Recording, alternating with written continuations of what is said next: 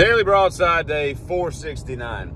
We need to start normalizing mechanic shops breaking the news to their customers that shit just got expensive.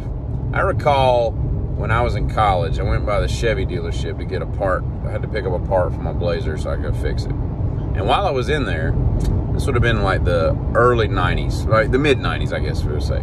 And this lady had just bought like what was then a brand new, it was probably a year old, 93 Chevy S10 Blazer, 4.3 V6, four-wheel drive, all the options, like the top of the line, mid-size SUV at the time. And somehow she had driven up the mountain, which was a pretty good grade. For about 30 miles, you're going uphill, right? She had somehow managed to, and this wasn't like shift on the fly, push button, four-wheel drive. She had a shift lever in the floor.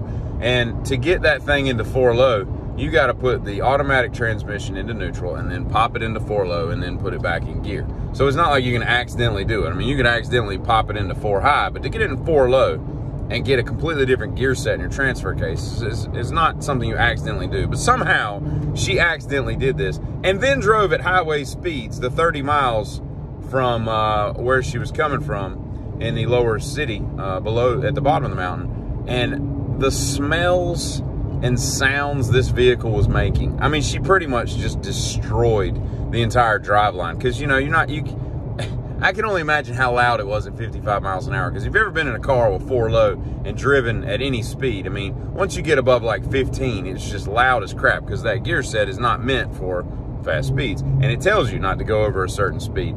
And she went 55. I don't know how the car even made it without just completely grenading itself. But still, watching this woman get told that, ma'am, you've pretty much just destroyed your car with 4,000 original miles on it.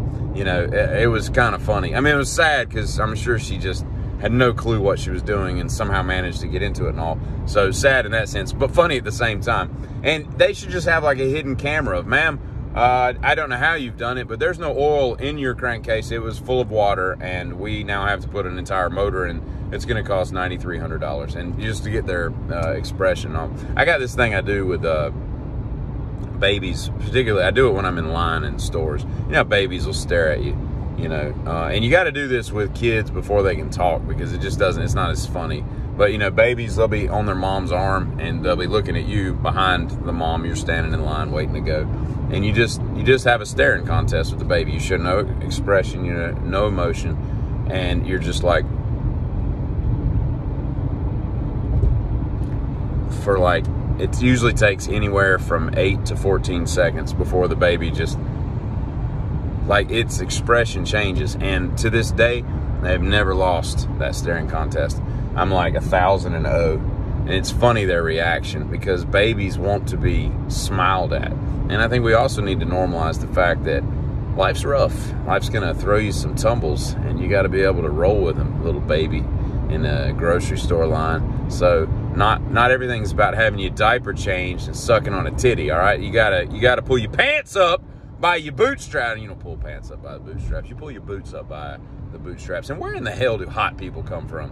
I was thinking the other day, I was trying to remember something. I went and got a student, a yearbook from my high school. And I'm flipping through there, and I'm looking at all these people. And so next thing I know, I'm down another rabbit hole, and I'm like studying all the people I graduated with, and I'm like, these people are goblins. Like there was like 3 girls that in today's me would say that they're quote unquote hot. But I remember when I was in school, like, she's hot and he's hot and I didn't say he. I did say it then, but I didn't say it. What am I trying to say? I don't think dudes are hot. I misspoke right there. But she's hot and she's hot and she's hot. And now, there's probably like 30 hot chicks in my graduating class of like 215 people.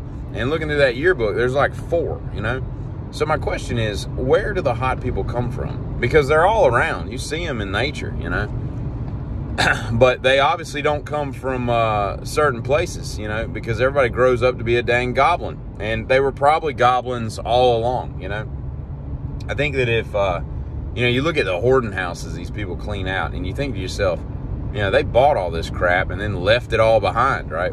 And, when they move on to another hoarders are kind of like, they're like hermit crabs. They outgrow their shell, and you gotta give them a new home to hoard up, because they've filled this one up. It's full, you know. It's like Night Shift, when Henry Winkler, you know, takes him to the cemetery, and he's like, Chuck, this one's full. You bought a full cemetery, you know. I love that movie. I've referenced it twice now in the last week. But yeah, but imagine if like a millionaire was a hoarder, and some of the stuff they could get their hands on, because you got to wonder, like, how in the hell do these cheap bastards, I mean, where do they get the money to buy all this stuff anyway? And I was talking to somebody the other day, and they made mention of going to a blow bar, and I was like, I'm piped up. I'm like, what is this? A blow bar? And she meant to say a blowout bar, and I'm like, you still have my attention. And I was like, what are you talking about? And I was like, is this legal in this state? And she's like, it's not what you think. And I'm like, okay, I'm still listening. And apparently it's a place where you go just to get your hair shampooed. Like, I don't think they cut hair. It's just a blowout bar. A blow by. I think it was blowout bar is what it was called. And that's an odd business model. You just wash hair all day, but you don't cut any of it. But it would be cool to open up like a diaper repair facility, though. You could call it a blowout bar. You just have it next door to the blowout bar, and they could both. I don't know. That was dumb. I take that back. I rescind what I just said. That was stupid. Y'all have a good one.